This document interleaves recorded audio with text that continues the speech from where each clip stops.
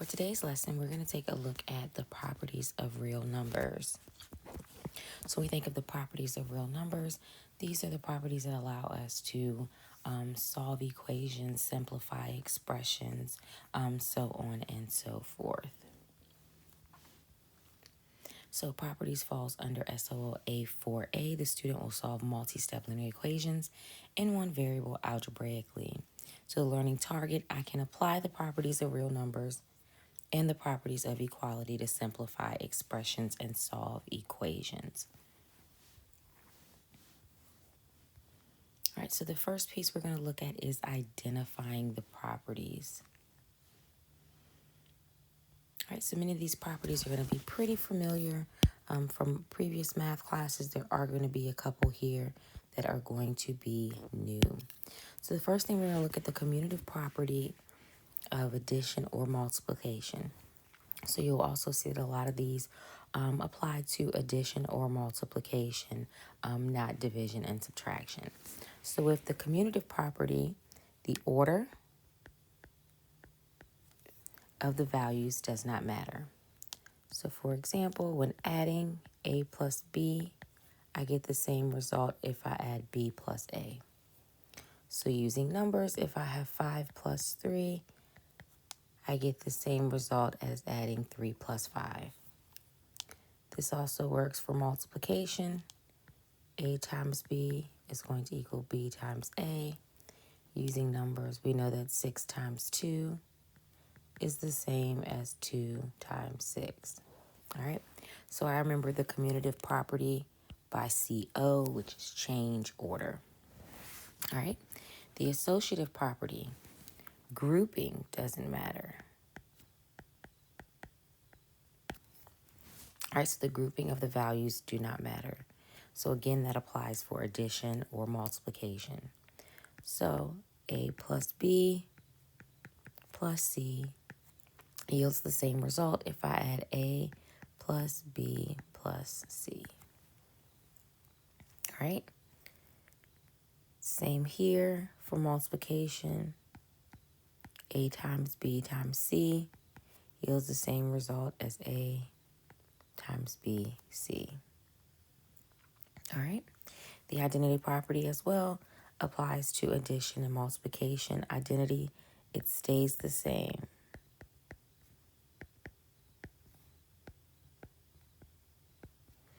All right, so for addition, the identity is 0. Because remember, when we add anything to 0, we get that number back. And for multiplication, it's going to be 1 because anything multiplied by 1 is itself. All right, let's take a look at a few more. All right, so we have the inverse property. So with the inverse property, using opposites to cancel values. So we've been using the inverse property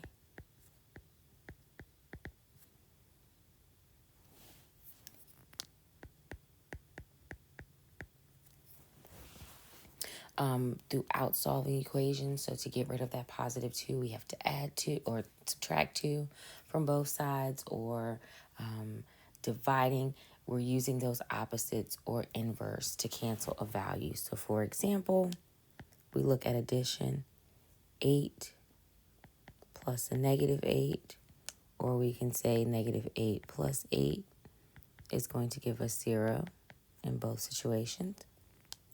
Remember, for multiplication, it's called the reciprocal. So we've talked about this a few times when solving equations. All right, so for example, if we have 4 over 5, the reciprocal is 5 over 4, and that yields 1.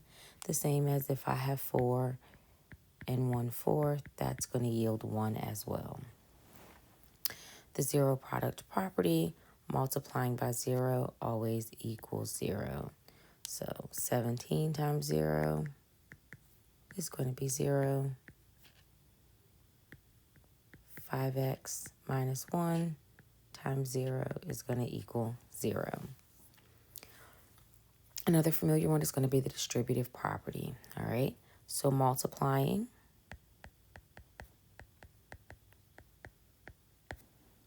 a value inside a value to an expression inside the parentheses. So remember, we have a number outside of the parentheses. So for example, we have 2 times x plus 7. So 2 gets multiplied by everything inside of the parentheses. So we have 2x plus 14. Same as if we were to have a negative. Everything in the parentheses gets multiplied by -1. So I have negative x plus 3. All right. Now we're going to take a look at some new properties. All right. So in the beginning, we talked about the properties of, in our SOL, talk about the properties of equality. So we know when we add on both sides, when we subtract on both sides, when we multiply on both sides, and when we divide on both sides, those are properties of equality because you're doing the same thing on the equal sign. But there are some others as well. So the reflexive property, a value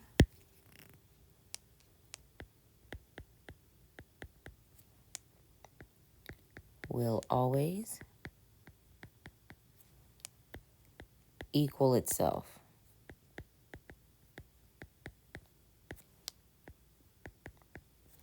All right, so think about when we solve equations and we get a solution that is infinite. So thinking about those results of infinite solution, 16 equals 16, 7x equals 7x, x equals x, 4y squared equals 4y squared. So thinking in those situations of having an infinite number of solutions, a value will always equal itself. All right, symmetric. If A equals B, then B equals A. All right, so that's just like if we were solving an equation with variables on both sides. Sometimes we move the variable to the left, sometimes we move it to the right. It depends on your comfort level or what side you like the variable on. So for example, if x equals 3, then 3 equals x. Same as if 5x equals 30, then 30 equals 5x. All right, so it's that same thing. Again, when we have the variable on one side or on both sides of the equal sign, it does not matter which side you move the variable to. And the last one is the transitive property. So if A equals B and B equals C, then A equals C. So for example, if 4 plus 3 equals 7, and 7 is equal to the square root of 49, then 4 plus 3 is equal to the square root of 49. All right.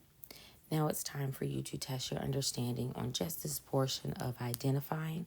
So you're going to use the boom cards that are linked here to practice just identifying, and then you'll complete the exit ticket just for identifying, and then we're going to move on to justifying steps when solving equations using the properties. All right, so now let's look at justifying properties. This is going to be pretty quick. We will have an activity looking at justifying each of your steps, but for the SOL, the only thing you will do is once the steps are listed out from solving an equation, they will ask you to identify the property that justifies that step. So anytime you are looking at justifying steps, you're looking at the given. So if we see here, I have x times x, I have 8 times x minus 1 is equal to 4x plus 12. So that is the given. So we always start off with the given. Now we're going to look at this next step. It says 8x minus 8 equals 4x plus 12. So here, what did we do here? So what changed between the given and this step? They performed the distributive property.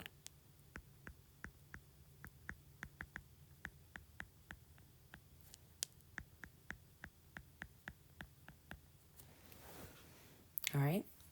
Now we look at what is changed from the second step to the third step. So in the second step, I have 8x minus 8 equals 4x plus 12. And in that third step, I have 8x is equal to 4x plus 20. All right. So here we see that we added 8 on both sides here. All right. So we're actually going to scratch this out because this actually be at the top line here. So we use the addition property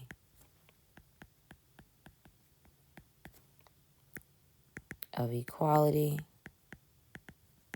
because I added on both sides. All right.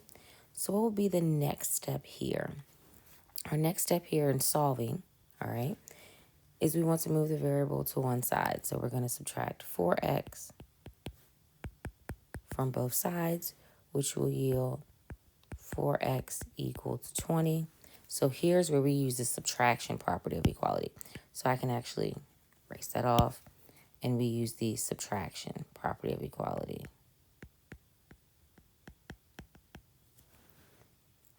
All right. Then for the next step, we do divide both sides by 4. So we use the division property of equality.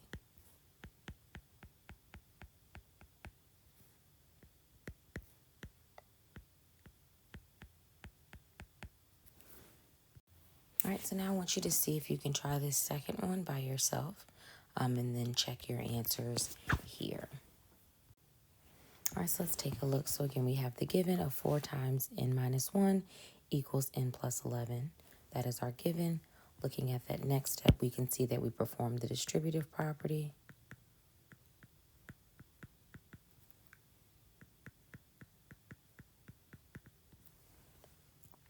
All right.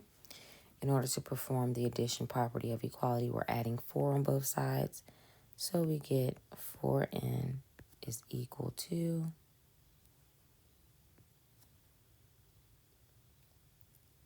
n plus 15. We see that in the next step, we subtracted n on both sides, so that would technically be considered the subtraction property.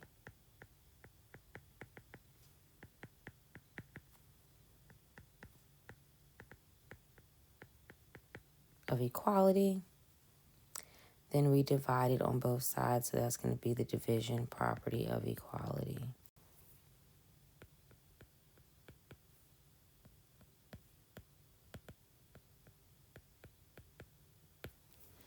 All right.